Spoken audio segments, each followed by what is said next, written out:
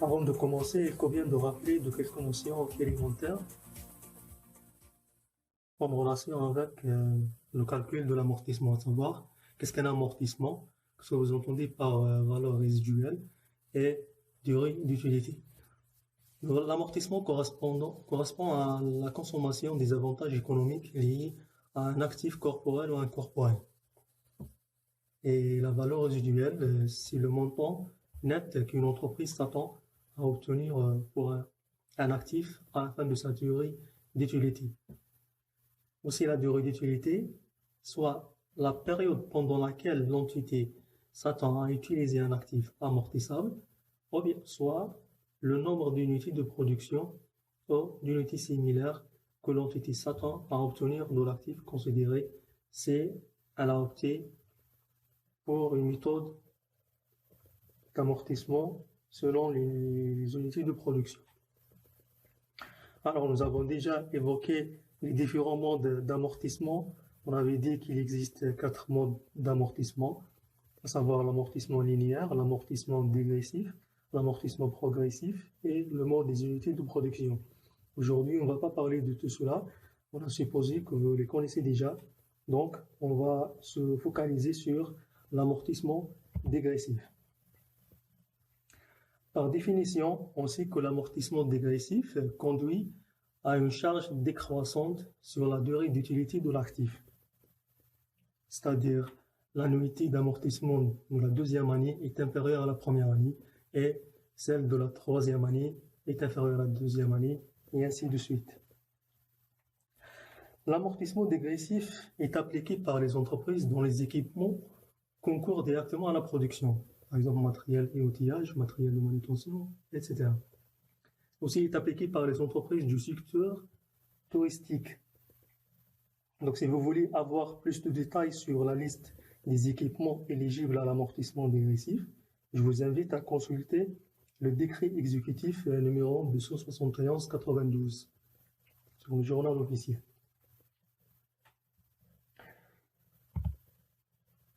Passons maintenant à la méthode de calcul des coefficients de majoration. Pour calculer le taux dégressif, il nous faut d'abord calculer le taux linéaire. On sait que le taux linéaire égale 100 sur la durée d'utilité, ou bien 1 sur la durée d'utilité fois 100, pour avoir le pourcentage. On a donc le taux dégressif égal au taux linéaire fois les coefficients. Les coefficients utilisés pour le calcul de l'amortissement dégressif sont fixés respectivement à 1,5 lorsque la durée d'utilité est de 3 à 4 ans, à 2 lorsque la durée d'utilité est de 5 à 6 ans et à 2,5 lorsque la durée d'utilité est supérieure à 6 ans. Il convient de noter que les biens dont la durée d'utilité est inférieure à 3 ans ne sont pas éligibles à l'amortissement dégressif. Je vais maintenant passer au point suivant pour expliquer la notion de la perte de valeur. Il faut savoir qu'à chaque arrêté des comptes, l'entité doit apprécier s'il existe un quelconque indice montrant qu'un actif ait pu perdre de la valeur. On peut citer 2 types d'indices, à savoir indice externe et indice interne. Les indices externes, tels que l'obsolescence technologique, la baisse de la valeur de marché, ou bien la perte des parts de marché due à la concurrence, réorientation des habitudes de consommation. Aussi, les indices internes, on trouve par exemple réduction de la production d'une gamme au profit du lancement d'une autre, ou encore inefficience des équipements. Donc, dans le cas où il existe un indice montrant qu'un actif ait pu perdre de la valeur, on doit estimer ce qu'on appelle la valeur recouvrable. La valeur recouvrable, c'est le max de prix de vente net et la valeur d'utilité. Le prix de vente net, c'est la juste valeur, moins les frais de sortie.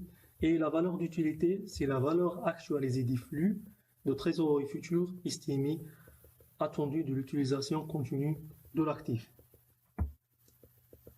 Donc, lorsque la valeur recouvrable est inférieure à la valeur nette comptable, cette dernière doit être ramenée à sa valeur recouvrable. Le montant de l'excédent de la valeur comptable sur la valeur recouvrable, c'est-à-dire la différence, constitue une perte de valeur. La perte de valeur d'un actif est constatée par la diminution du dit actif et par la comptabilisation d'une charge.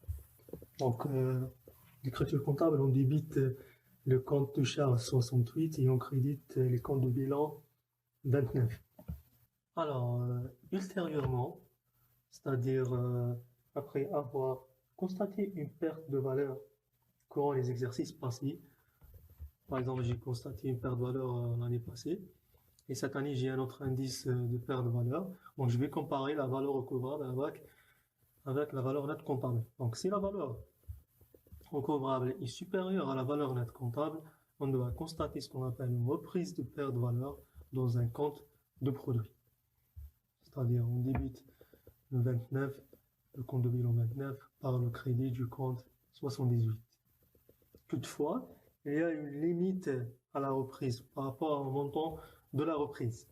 Lors de la reprise d'une perte de valeur, la valeur comptable ne doit pas être supérieure à la VNC qui aurait été déterminée si aucune perte de valeur n'avait été comptabilisée antérieurement dans le plan d'amortissement initial.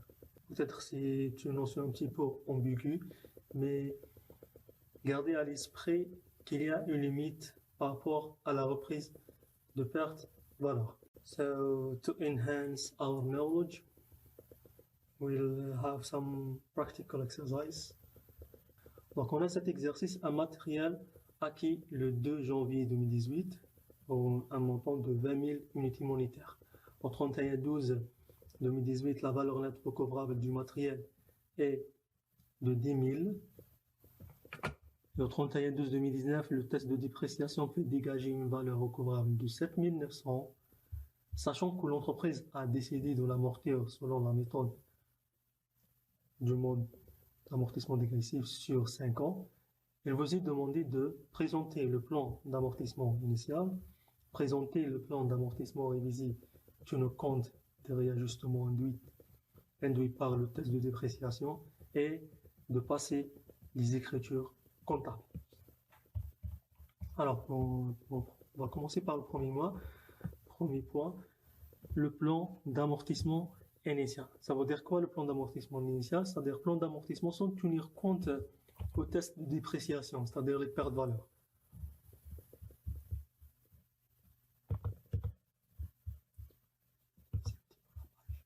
Voilà. Donc, le montant du matériel est de 20 000 unités. Donc, on a la valeur brute du matériel, c'est 20 000. 20 000 pour les 5 ans. Donc, on a la période depuis 2018, 2019 jusqu'au 2022. La base amortissable. Donc, on avait dit que la base amortissable, c'est la valeur brute, la valeur d'acquisition moins la valeur résiduelle. Dans le cas de l'amortissement dégressif, les annuités, la première annuité de l'amortissement, celle-ci, est calculée sur la base du prix d'achat. C'est-à-dire dans la première année de la base amortissable, on va faire le prix d'acquisition, 20 000.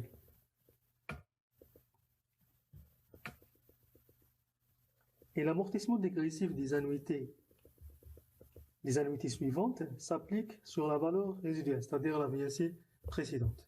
Vous allez mieux comprendre cela. Le taux dégressif appliqué. Donc on avait dit que le taux dégressif égale le taux linéaire fois coefficient. Je vais mettre ici le taux linéaire égale. Donc on a 1 sur 5 ans. Mettre pourcentage, la coefficient, donc la durée d'utilité c'est de 5 ans, donc le coefficient à appliquer c'est 2. Le taux dégressif égale au taux linéaire fois coefficient. Donc on a un taux dégressif de 40%.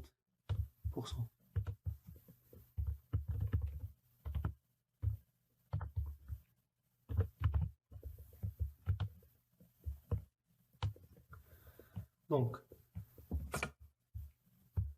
l'annuité d'amortissement, ou bien la dotation d'amortissement annuel, c'est la base amortissable fois le taux. Donc, pour simplifier le calcul, on va appliquer ce qu'on appelle le taux à appliquer. On va comparer le taux dégressif avec un taux divisé par 5.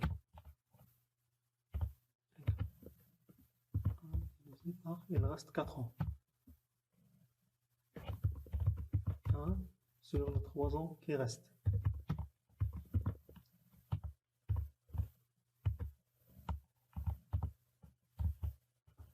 Donc, égale 1 sur les 2 ans qui restent, égale 1 sur l'année qui reste, donc 100%. Le taux appliqué, c'est le max. C'est le max entre les deux taux, le taux dégressif et le taux, ce qu'on appelle taux comparé.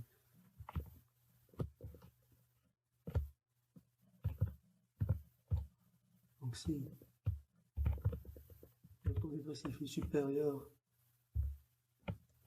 du taux comparé, on va mettre le taux dégressif.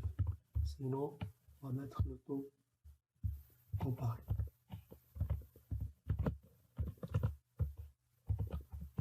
Voilà. Je vais vous dire pourquoi.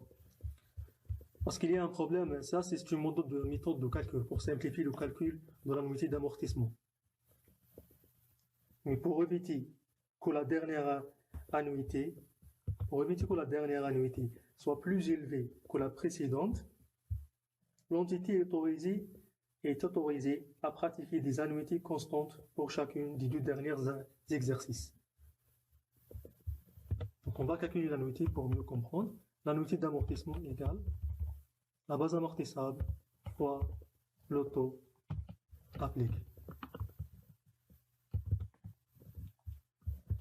Le plan initial, on n'a pas une perte de valeur, donc on ne va pas prendre cette colonne en considération. Donc le cumul amortissement égale, je vais mettre égal ça, plus ça.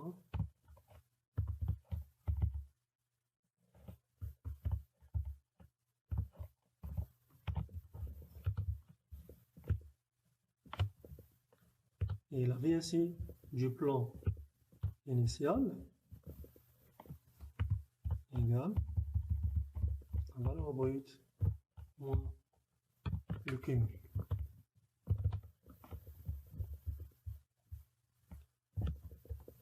Donc la deuxième année de la première année, donc on a une valeur de 12 000. On avait dit que dans l'amortissement dégressif, les annuités suivantes s'appliquent sur la valeur résultante, c'est-à-dire la VSI précédente, celle-là. Et ainsi de suite. La deuxième année, le taux à appliquer, c'est le plus élevé, donc 40%. On va appliquer 40% à l'unité d'amortissement 4800. Donc, on a dit 2 dernières années. Donc, on avait dit c'est un amortissement dégressif. C'est-à-dire 8000.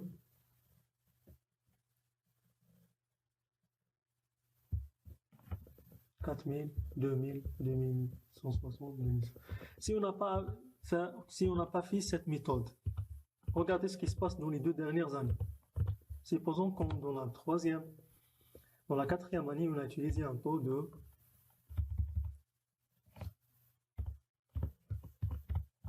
le taux dégressif. Qu'est-ce qu'il donne?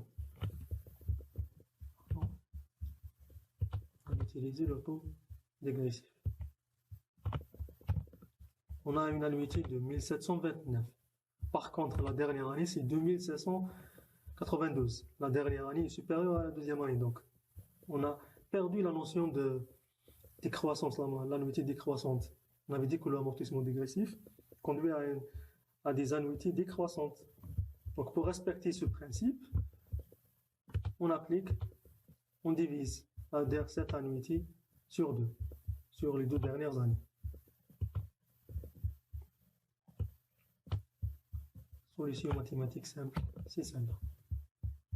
Donc voilà le plan d'amortissement dégressif initial sans perte de valeur. On va maintenant passer au plan d'amortissement révisé en tenant compte des réajustements induits par le test de dépréciation. Je vais copier ce tableau.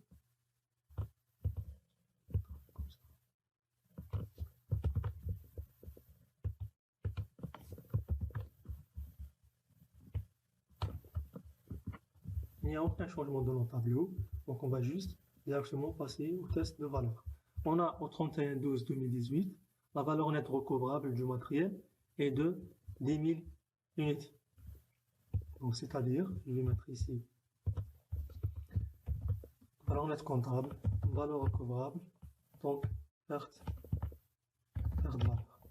La valeur nette comptable de 2018 est de 12 000. La valeur recouvrable au 31/12/2018 est de 10 000. On a la valeur recouvrable inférieure à la VNC, donc on va constater une perte de valeur par, on a une perte de valeur par la différence. La différence est 2000. Donc on va constater ici 2000 pour ramener la VNC à sa juste valeur. 2000. Voilà. Dans la deuxième année 2019, au 31/12/2019, le test de dépréciation fait dégager une valeur recouvrable de 7900. Donc ça, ce qu'on appelle ultérieurement. Dans la deuxième année, on a un test de dépréciation. Dans la deuxième année, on a une perte de valeur. On a une VNC de 6000.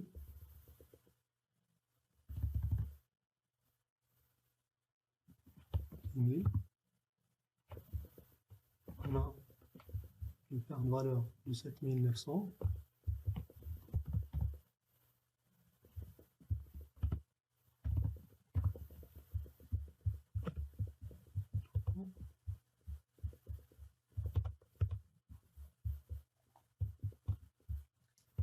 Donc, on a la valeur recouvrable est supérieure à la VNC. Donc, on doit constater ce qu'on appelle une reprise perte de valeur, comme on avait déjà dit, une reprise de perte de valeur par la différence.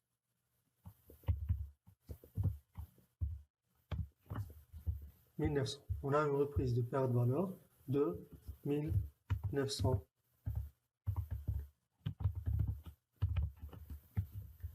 Donc, rappelez-vous de la notion qu'on avait déjà expliquée, la limite à la reprise. La limite à la reprise. On a ici la VNC avec, dans nos plans d'amortissement révisé, on va comparer la VNC dans nos plans d'amortissement révisé avec la VNC du plan d'amortissement initial dans la même année. Donc deuxième année. On a la VNC révisée est supérieure à la VNC du plan initial. Donc on n'a pas respecté cette limite. On a une limite, on avait dit que la VNC ne devrait pas dépasser la VNC du plan initial.